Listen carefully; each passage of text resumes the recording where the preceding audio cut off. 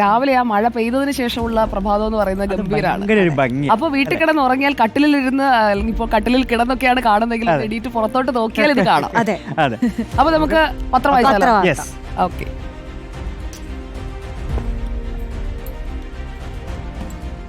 പതിവ് പത്രങ്ങളൊക്കെ രണ്ടുപേരും എടുത്തോളൂ, ഞാനും ഒന്നും എടുക്കാം. ഞാൻ മാതൃഭൂമി എടുക്കുന്നു. ബാക്കിയുള്ളതിന് എടുക്കാം, ദേശാഭിമാനി എടുക്കാം. ശരി, അപ്പൊ പിന്നെ മനോരമ ഞാനും എടുത്തു. അതെ. കേന്ദ്രം വെട്ടി. ആദ്യമേ കേന്ദ്രത്തിലിട്ടാണല്ലോ, കുറച്ച് സങ്കടമുണ്ടെങ്കിലും വായിച്ചേക്കാം. കടമെടുപ്പ് കേരളത്തിന് വീണ്ടും തിരിച്ചടി. കേന്ദ്രം വെട്ടിയത് 3300 കോടി എന്നതാണ് തലക്കെട്ട്. ഗ്യാരണ്ടി റിഡംഷൻ ഫണ്ട് രൂപീകരിച്ചില്ല, പുതിയ കാരണം കേട്ടോ, അപ്പൊ പഴയ കാരണങ്ങളൊന്നുമല്ല. സർക്കാർ വലിയ ചെലവ് പ്രതീക്ഷിക്കുന്ന, ശരിക്കും സർക്കാരിന്റെ അടുത്ത തെരഞ്ഞെടുപ്പിലേക്ക് പോകുന്നതിന് മുൻപ് കുറെ കാര്യങ്ങൾ ചെയ്തു തീർക്കേണ്ട സമയത്താണ് ഈ വെട്ടിക്കുറയ്ക്കൽ എന്നുള്ളത് വലിയ രീതിയിൽ പ്രതിസന്ധി ഉണ്ടാക്കും. സർക്കാർ ഗ്യാരണ്ടിയുടെ പുറത്താണ് വിവിധ ധനകാര്യ സ്ഥാപനങ്ങളിൽ നിന്നുള്ള വായ്പ. അപ്പോൾ ഈ വായ്പ തിരിച്ചടച്ചില്ലെങ്കിൽ സർക്കാർ നൽകണമെന്നുള്ള ഗ്യാരണ്ടിയുണ്ട്. അപ്പോൾ ഈ കാര്യത്തിൽ സർക്കാരിന് ഡിസംബർ വരെ കടമെടുക്കാവുന്ന തുക 29,529 കോടി രൂപയാണ് എന്ന ഒരു ലിമിറ്റ് വെച്ചിരിക്കുന്നു. അതിൽ നിന്നാണ് ഈ 3300 വെട്ടിക്കുറച്ചിരിക്കുന്നത്. അപ്പോൾ അടുത്ത പ്രഹരമായി. അപ്പൊ ഇതിന്മേൽ നമുക്ക് ഇന്ന് പ്രതികരണങ്ങളൊക്കെ തേടാം.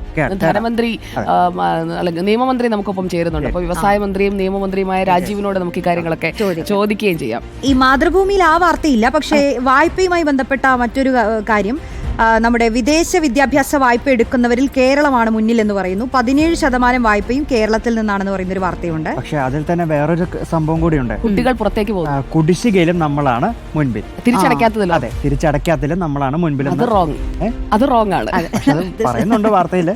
അതെ. അപ്പോൾ ഈ മാതൃഭൂമിയുടെ ലീഡ് എന്ന് പറയുന്നത് സ്വാന്തന ചികിത്സ അവകാശം എന്നുള്ളതാണ്. അതായത് വിളിപ്പുറത്ത് സൗജന്യ പരിചരണം, കിടപ്പു രോഗികൾക്കും ഗുരുതര രോഗം ബാധിച്ചവർക്കും സൗജന്യ പാലിയേറ്റീവ് കെയർ സേവനം ഉറപ്പാക്കാൻ ഒരുങ്ങി സംസ്ഥാന സർക്കാർ. സ്വാന്തന ചികിത്സ പൗരന്റെ അവകാശമാക്കാൻ ലക്ഷ്യമിട്ട് സാർവത്രിക പാലിയേറ്റീവ് കെയർ നടപ്പാക്കാനാണ് ലക്ഷ്യം. ദേശാഭിമാനിയിലേക്ക് വന്നത് നമ്മുടെ ഈ ട്രിവാൻഡ്രം ബ്യൂറോ. ദേശാഭിമാനിയിൽ കേന്ദ്രം വെട്ടിയതുണ്ടോ? ഫ്രണ്ട് പേജിലുണ്ടോ? ഇല്ല. അപ്പൊ അത് എനിക്ക് തോന്നുന്നു അവരുടെ ബൈലൈൻ സ്റ്റോറിയാണ്, വി ആർ പ്രതാപിന്റെ ബൈലൈൻ സ്റ്റോറി അതായിരിക്കും. ഇപ്പൊ ഈ നമ്മുടെ ദേശാഭിമാനിയിൽ ഫസ്റ്റ് വാർത്ത, നമ്മൾ ഈ ട്രിവാൻഡ്രത്തൊക്കെ എപ്പോഴും ലൈവ് വരുമ്പോൾ നല്ല അടിപൊളി റോഡിന്റെ മുമ്പിലൊക്കെ ആയിരിക്കും TV പ്രസാദും റിനുവും അശ്വിനൊക്കെ നിൽക്കുക. അപ്പൊ നമ്മൾ ചോദിക്കും, ഇതേതാ റോഡ്? നമ്മൾ ഒരു വർഷം മുമ്പ് പോലും ഈ റോഡൊന്നും കണ്ടിട്ടില്ലല്ലോ എന്ന് ചോദിക്കും. ഇപ്പോഴാണ് ആ വാർത്ത ഇതാണ്. ഇതാ രാജ്യത്തെ ഏറ്റവും വലിയ സ്മാർട്ട് റോഡ്. രാജ്യത്തെ ഏറ്റവും വലിയ സ്മാർട്ട് റോഡ് ഉൾപ്പെടെ 390 കോടിയുടെ 62 റോഡ് സംസ്ഥാന സർക്കാർ നാടിന് സമർപ്പിച്ചു. തിരുവനന്തപുരത്ത് വെള്ളയമ്പലം ആൽത്തറ മുതൽ ചെന്തിട്ട വരെ 3.275 കിലോമീറ്ററിൽ നിർമ്മിച്ച CV രാമൻപിള്ള റോഡ് രാജ്യത്തെ ഏറ്റവും നീളം കൂടിയ സ്മാർട്ട് റോഡ് എന്ന നേട്ടം സ്വന്തമാക്കി. ഗംഭീര റോഡാ കേട്ടോ. ആ റോഡിലൂടെയൊക്കെയാണ് പോകാൻ തോന്നുന്നു. തിളങ്ങി നിൽക്കുന്നുണ്ടല്ലോ. അപ്പോ അതൊക്കെയാണ് വാർത്തകളല്ലേ. ഈ നമ്മുടെ ഒരു ചിത്രം ഉണ്ടല്ലോ, ഈ വിയറ്റ്നാം യുദ്ധത്തിന്റെ നേർക്കാഴ്ചയായി നമ്മളെപ്പോഴും പറയാറുള്ള ചിത്രം. ആ ചിത്രം എടുത്ത ഫോട്ടോഗ്രാഫർ നിക്കൂട്ടിന്റെ പേര് നീക്കിയിരിക്കുകയാണ്. നാപ്പാം പെൺകുട്ടിയുടെ ചിത്രം എടുത്തതാര്? അതിൽ നിന്ന് നിക്ക് ഔട്ട് എന്നതാണ് കൊടുത്തിരിക്കുന്നത്. അപ്പോൾ കിംഫുക്കും നിക്കൂട്ടും ഈ ഫോട്ടോയുമായി നിൽക്കുന്ന ഒരു ഫയൽ ചിത്രം കൂടി വെച്ചുകൊണ്ടാണ്. എന്തായാലും ഇപ്പോൾ ഈ ചിത്രകാരനെ മാറ്റുന്നതായിട്ട് ഇനി മുതൽ അറിയില്ല എന്ന് കുറിക്കും എന്നതാണ്. കൃത്യമായ തെളിവൊന്നുമില്ല. പക്ഷേ AP പറയുന്നത് അദ്ദേഹത്തിന് തന്നെ ആ ക്രെഡിറ്റ് കൊടുക്കണം എന്നതാണ്. മറ്റൊരാളാണ് ഫോട്ടോ എടുത്തത് എന്നൊക്കെയുള്ള ദ സ്ട്രിങ്ങർ എന്ന് പറയുന്ന ഒരു ഡോക്യുമെന്ററി വന്നിരുന്നു. അതിനുശേഷമാണ് എന്തായാലും വേൾഡ് പ്രസ് ഫോട്ടോ സംഘടനയുടെ തീരുമാനം. പക്ഷേ നമ്മൾ നിക്കൂട്ടിനെ തന്നെ പറയുകയുള്ളൂ അല്ലേ. ഈ ഫോട്ടോകാരന് നിക്കൂട്ടിന് കിട്ടിയ ഒരു പ്രശസ്തി എത്രയായിരുന്നു അല്ലേ. അതെ അതെ. തൽക്കാലം പേര് പോകുമെങ്കിലും പക്ഷേ ഇപ്പോഴും ഈ ഡോക്യുമെന്ററി ദ സ്ട്രിങ്ങർ വന്നതിന് ശേഷവും ഞാൻ തന്നെയാണ് ഈ ചിത്രം എടുത്തത്. അതെ. ഈ ഒരു വാർത്ത കൂടി ഉണ്ട് കേട്ടോ. എനിക്ക് തോന്നുന്നു എല്ലാ പത്രത്തിൻ്റെയും ഫ്രണ്ട് പേജിൽ ഉണ്ടായിരിക്കും. 90 മീറ്റർ കടന്ന് നീരജ്. അത് വലിയൊരു വാർത്തയാണ്. ഈ ദോഹ ഡയമണ്ട് ലീഗിലായിരുന്നു ചരിത്ര നേട്ടം. ആ വാർത്ത എങ്ങനെയാണ്? നീരജ് ചോപ്ര ജാവലിൻ ത്രോയിൽ 90 മീറ്റർ മറികടന്ന് ദേശീയ റെക്കോർഡ് തിരുത്തി. ദോഹ ഡയമണ്ട് ലീഗിൽ 90.23 മീറ്റർ താണ്ടി രണ്ടാമതായി. ഹരിയാനക്കാരൻ ആദ്യമായാണ് 90 മീറ്റർ മറികടക്കുന്നത്. 11 പേർ പങ്കെടുത്ത മത്സരത്തിൽ മൂന്നാമത്തെ ത്രോയിലാണ് സ്വപ്ന ദൂരം താണ്ടിയത്. അപ്പോൾ ഇതാണ് ആ വാർത്ത. 90.23 മീറ്റർ എന്ന് പറഞ്ഞ മനോരമ, എനിക്ക് തോന്നുന്നു മനോരമയുടെയും ദേശാഭിമാനിയുടെയും ചിത്രം ഒന്നാണ്. മാതൃഭൂമി പക്ഷേ ത്രോയുടെ ചിത്രമാണ്. അതെ. അപ്പോൾ ഇതൊക്കെയാണ് ദേശാഭിമാനി. ഈ മാതൃഭൂമിയിൽ മറ്റൊരു വാർത്ത കൂടി ഉണ്ട് കേട്ടോ. ഈ ആപ്പിള് ഇഷ്ടമുള്ളവർക്ക് ചെറിയ ഒരു നിരാശപ്പെടേണ്ട സാഹചര്യമുണ്ട്. അത് തുർക്കിയിൽ നിന്നുള്ള ആപ്പിൾ ഇനി ഇന്ത്യയിൽ വരും. തുർക്കി ആപ്പിൾ വേണ്ട, കാശ്മീരി ആപ്പിൾ ഞാൻ കഴിച്ചോളാം. അത് ശരിയാ, കാശ്മീരി ആപ്പിൾ എന്ന് പറഞ്ഞാൽ നമുക്കിപ്പോ തുർക്കി ആപ്പിളും അസർബൈജാൻ ആപ്പിളും വേണ്ട. അത് കുറച്ചുള്ള ആരോഗ്യ പദ്ധതി ഡോക്ടറോട് പറയാം. പിന്നെ CISFകാരുടെ ക്രൂരത സംബന്ധിച്ചുള്ള റിമാൻഡ് റിപ്പോർട്ട് വന്നിട്ടുണ്ട്. ആ അച്ഛൻ്റെ അമ്മയുടെയും ചിത്രം അവരന്ന് നമ്മളോട് ആ സംഭവം ഉണ്ടായ ദിവസം തന്നെ ലേബിയോട് പ്രതികരിക്കുമ്പോൾ അത് നമുക്ക് കണ്ടു നിൽക്കാൻ പറ്റത്തില്ല. അവർ മോൻ സുരക്ഷിതനായി പോകട്ടെ എന്ന് കരുതി കാറും കൊടുത്ത് വിട്ടതാ എന്ന് പറയുന്ന ആ ഒരു വാചകമൊക്കെ കേട്ട് നിൽക്കുമ്പോൾ അത് ഈ ഇന്നലത്തെ സംസ്കാര ചടങ്ങിൻ്റെ സമയത്തെ ചിത്രമാണ്. പിതാവ് ജിജോ ജെയിംസും മാതാവ് റോസ്മേരിയും സഹോദരി അലീനയും ഉണ്ട്. ഇവരുടേത് നടുക്കുന്ന ക്രൂരതയാണ് എന്നുള്ളതിൽ ഒരു സംശയവുമില്ല. ഈ പ്രതികൾ കുറ്റം സമ്മതിച്ചിരിക്കുന്നു. ബോണറ്റിൽ കിടന്ന് ഐവിൻ നിലവിളിച്ചിട്ടും രക്ഷപ്പെടാൻ അനുവദിക്കാമായിരുന്നു അവർക്ക്. ചെറിയ ചെറിയ ഈഗോയാണല്ലേ മനുഷ്യന്മാരുടെ ജീവൻ എടുക്കുന്നതിലേക്ക്. ഇത് നമ്മൾ ആദ്യമായിട്ടല്ല, ഐവിന് മുമ്പ് നമ്മൾ ചന്ദ്രബോസിന്റെ കാര്യത്തിൽ കണ്ടതല്ലേ, അതുപോലെ തന്നെ പോൾ മുത്തൂറ്റ് കാര്യത്തിൽ നമ്മൾ കണ്ടാണ്. അപ്പൊ ഈഗോ വലിയ രീതിയിൽ ഒരാളുടെ ജീവൻ എടുത്താലേ എന്റെ പക തീരുള്ളൂ എന്ന് പറയുന്നത്. ഒരു കാറിന് സൈഡ് കൊടുക്കാതിരുന്നതാണ് തുടക്കം. അതെ. അപ്പോൾ അങ്ങനെയുള്ള ക്രൂരതകൾക്ക് ഒപ്പം ഒരിക്കലും മലയാളി നിൽക്കില്ല എന്നുള്ളത് ഇപ്പോൾ അവർക്ക് ബോധ്യപ്പെട്ടിട്ടുണ്ടാകും. ഏറ്റവും നല്ല ശിക്ഷ തന്നെ, ഏറ്റവും ക്രൂരമായ ശിക്ഷ തന്നെ കിട്ടട്ടെ. നമ്മൾ അങ്ങനെ പറയാൻ പാടില്ല, എങ്കിൽ പോലും ഈ ക്രൂരതയ്ക്ക് നമുക്ക് അങ്ങനെ പ്രതികരിക്കാൻ സാധിക്കുകയുള്ളൂ. മറ്റൊരു പ്രധാനപ്പെട്ട വാർത്തയുള്ളത് വിദേശ രാജ്യങ്ങളിലേക്ക് പ്രതിനിധി സംഘം പോകുന്നതാണ്. ആ പ്രതിനിധി സംഘത്തിൽ ഒരു ടീമിനെ നയിക്കുന്നത് നമ്മുടെ ശശി തരൂരാണ്. ET മുഹമ്മദ് ബഷീർ ഉണ്ട്, ജോൺ ബ്രിട്ടാസ് ഉണ്ട്. അപ്പോൾ ഗംഭീരമാകട്ടെ അല്ലേ? ശരിക്കും അത് വളരെ പോസിറ്റീവ്, ഭയങ്കര ഒരു പോസിറ്റീവ് സ്റ്റെപ്പാണ് കേട്ടോ. കാരണം ഞാൻ മുമ്പൊന്നും ഇത്രയും രീതിയിൽ ഒരു നയതന്ത്രമായ രീതിയിൽ നമ്മുടെ രാജ്യം ഇടപെടുന്നത്, അത് രാജ്യത്തിനകത്തും ഒരു മെസ്സേജ് കൊടുക്കുന്നുണ്ട്. ഇൻക്ലൂസീവ് ആണ് രാജ്യം എന്നുള്ളത്. എല്ലാ രാഷ്ട്രീയ പാർട്ടികളെയും പ്രതിനിധികളുണ്ട്, അവരെല്ലാവരെയും പറഞ്ഞേക്കുന്നു. സാധാരണ നമ്മൾ എങ്ങനെയൊക്കെ ഒരു സംഭവം നടക്കുമ്പോൾ UN കുറച്ചുകൂടി എപ്പോഴും ശക്തമായി ഇടപെടുക. പക്ഷേ ഇതല്ല, എല്ലാ രാജ്യത്തും പോയി. മാത്രമല്ല നമ്മൾ സാധാരണക്കാരായ ജനങ്ങൾക്ക് പോലും ഇപ്പോൾ ഭീകരവാദത്തിനെതിരെ അതിന്റെ അടിവേരിളക്കുമെന്നായിരുന്നു പ്രധാനമന്ത്രി പറഞ്ഞിട്ടുണ്ടായിരുന്നത്. അപ്പൊ അതിലൊരു വ്യക്തത വരുത്താൻ കൂടി കഴിയുന്നു എന്നുള്ളതാണ് കൂടുതലായിട്ട്. ഇപ്പൊ ഇവർ 50ഓളം രാജ്യങ്ങളിലേക്കാണ് പോകുന്നത്, 7 സംഘങ്ങളായിട്ട്. അതെ.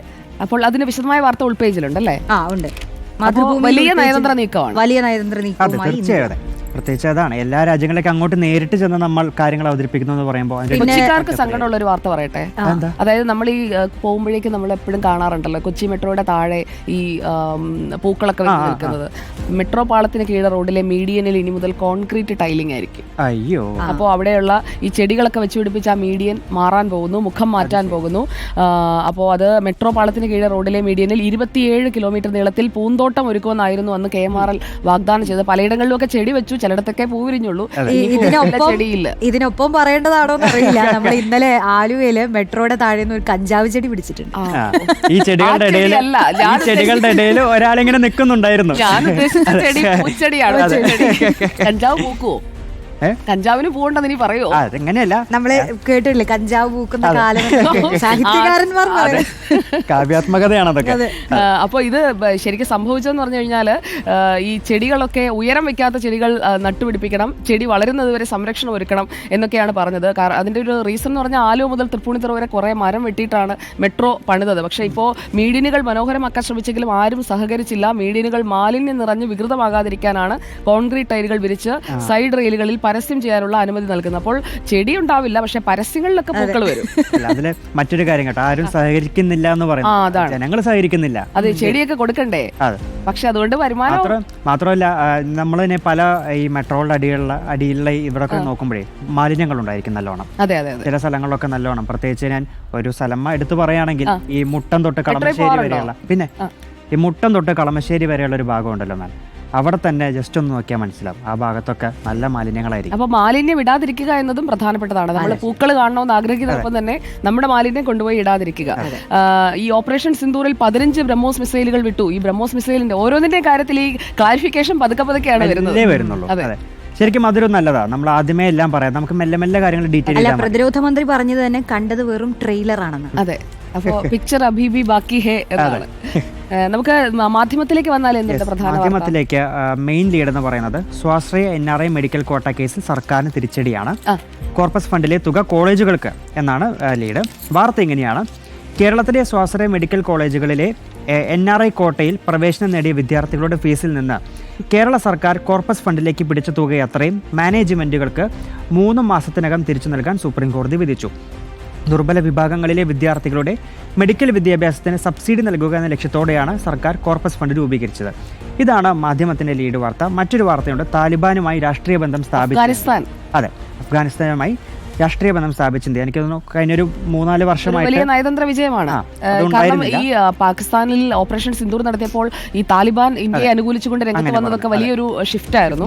ദ ഹിന്ദുവിൽ IMF നിന്ന് കിട്ടുന്ന പണം അത് ഭീകരവാദം വളർത്താനാണ് പാകിസ്ഥാൻ ഉപയോഗിക്കുന്നതെന്ന രാജ്നാഥ് സിംഗിന്റെ ആ ഒരു പ്രതികരണമാണ് ലീഡായി കൊടുത്തിരിക്കുന്നത്. അതോടൊപ്പം തന്നെ കുട്ടനാടിൽ കോളറ മരണം സംഭവിച്ചതും ഹിന്ദുവിൽ പ്രധാന വാർത്തയായി വരുന്നത്. എനിക്കൊന്ന് മലയാളം പത്രങ്ങളിലേക്കാൾ ഹിന്ദു അത് പ്രാധാന്യത്തോടെ എഴുതിയിരിക്കുകയാണ്. അപ്പോൾ ജലജന്യ രോഗങ്ങൾ ഉണ്ടാകാതിരിക്കാൻ എല്ലാവരും തിളപ്പിച്ചാറിയ വെള്ളമൊക്കെ കുടിക്കുക. അതെ അതെ അതെ. അപ്പോ പനിയൊക്കെ വരുമ്പോൾ മരുന്നൊക്കെ വാങ്ങിക്കുക. ഞാൻ എന്തായാലും മരുന്ന് വാങ്ങിച്ച് നിങ്ങൾ പേടിക്കണ്ട. അപ്പോ ഇന്നത്തെ ദിവസം നമുക്ക് ഗംഭീരാക്കാം. ഈ ട്വിന്നിങ് കൂടുതൽ ഗംഭീര കോംബോ ആയിട്ട് മാറട്ടെ. അപ്പൊ have A nice day Roshni. Have A nice day Venky. ചൂട് വാർത്തകളാണ്. അതെ, സുടു ഇന്നില്ല. അപ്പൊ ഞാൻ പറ്റുന്നത്ര ചൂടാണ്. അപ്പൊ പ്രിയപ്പെട്ട പ്രേക്ഷകരെ, നമുക്ക് തുടങ്ങാം. നമ്മൾ തൽക്കാലത്തേക്ക് വെങ്കിയെ റോഷിയെ ഒന്ന് പറഞ്ഞു വിടുകയാണ്. റോഷി ഇനിയും തിരിച്ചു വരും. ഇന്നത്തെ ദിവസം മറ്റ് സമയങ്ങളിൽ റോഷിയെ പ്രേക്ഷകർക്ക് വീണ്ടും കാണാം. അപ്പോൾ പോയി ന്യൂസ് ബസ് ഒക്കെ തയ്യാറാക്കിക്കോളൂ. നമുക്ക് നോക്കാം ഇന്നത്തെ പ്രധാന വാർത്തകൾ എന്തൊക്കെയുണ്ട്.